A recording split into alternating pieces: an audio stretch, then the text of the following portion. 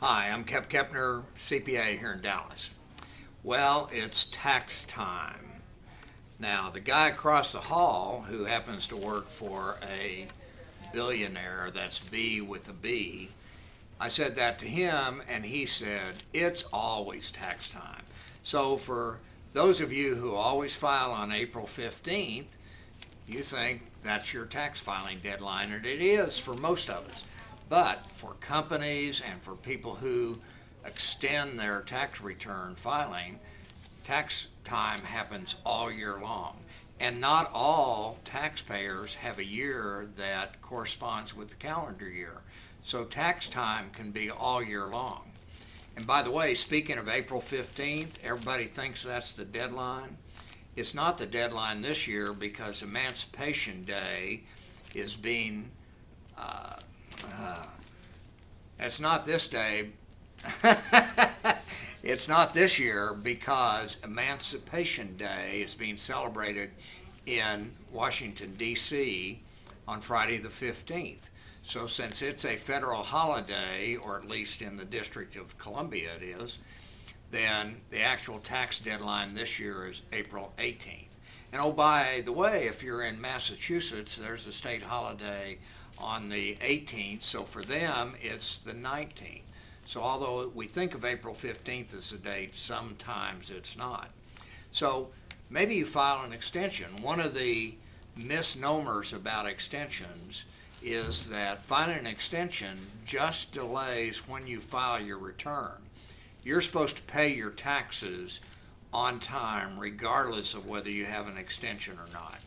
So don't think filing an extension will delay the payment of taxes.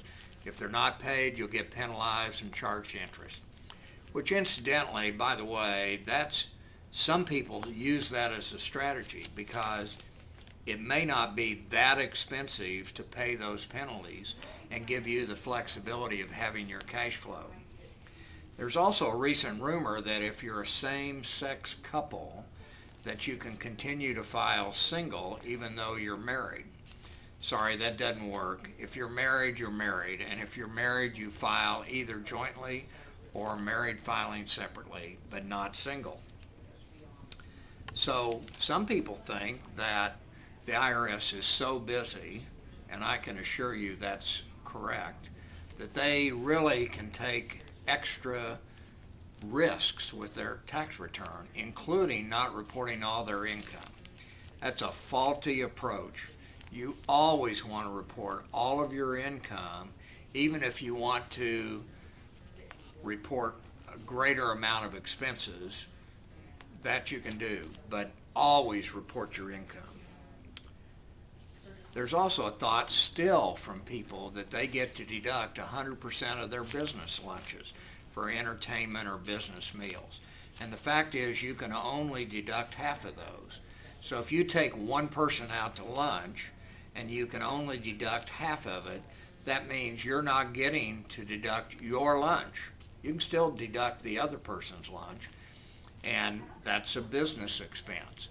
It's a little different when you take a bunch of people out for lunch. Let's say you take 10 people to dinner. It's $1,000, $100 a head. Well, you can only deduct $500. So you're paying for your dinner and you're paying for those 4 other people because you only get to deduct half of it. So it may be that you wish that you could deduct 100%, but you really can't. So if you have trouble separating fact from fiction on dealing with the IRS, then give us a call because we can help you.